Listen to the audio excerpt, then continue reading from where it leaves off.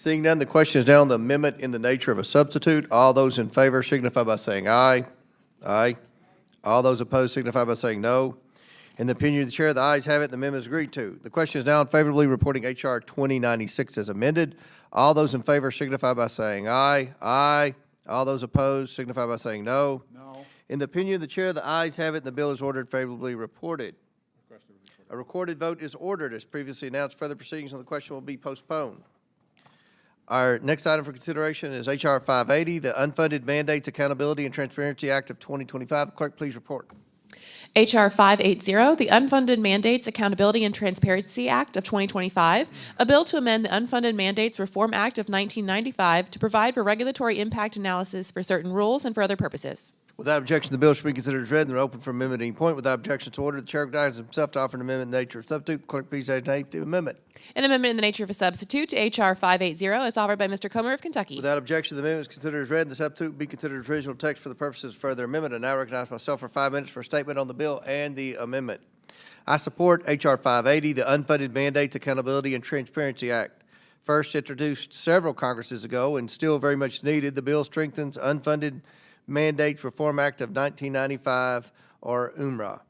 UMRA attempts to bring the flood of unfunded mandates issued to states, localities, and tribal governments by the federal bureaucracy under control.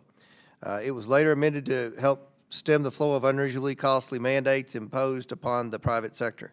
But unfortunately, federal regulatory agencies have typically created the Unfunded Mandates Reform Act compliance as a box-checking exercise and not a true constraint on their activities. Thus, the flood of unfunded mandates has continued. This was particularly true under the Biden-Harris administration. Last Congress, the committee received testimony that costs imposed by new Biden administration regulations in 2021 and 2022 equaled $10,000 per household. In all, the Biden-Harris administration turned out nearly $2 trillion in new regulatory burdens. Thankfully, the Unfunded Mandates Accountability and Transparency Act provides a solution. It increases earlier stakeholder engagement on rules that may impose costly mandates. Better positioning stakeholders help agencies identify new ways to achieve goals at lower costs.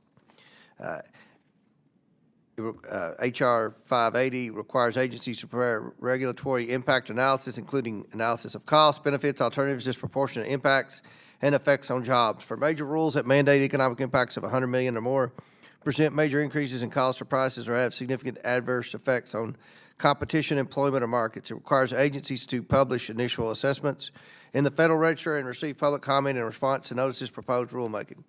And it requires final agency regulatory impact analysis to accompany notices of final rulemaking. These and other provisions in the bill ensure agencies will better analyze the potential cost of newly proposed mandates. I want to thank Dr. Fox for unwavering efforts over several Congresses to enact this bill into law. I also want to thank Representatives Henry Cuellar and Gerald Golden for their bipartisan co-sponsorship. I urge my colleagues to support this critical bipartisan reform bill. I now recognize Ranking Member Lynch for his statement. Thank you, Mr. Chairman.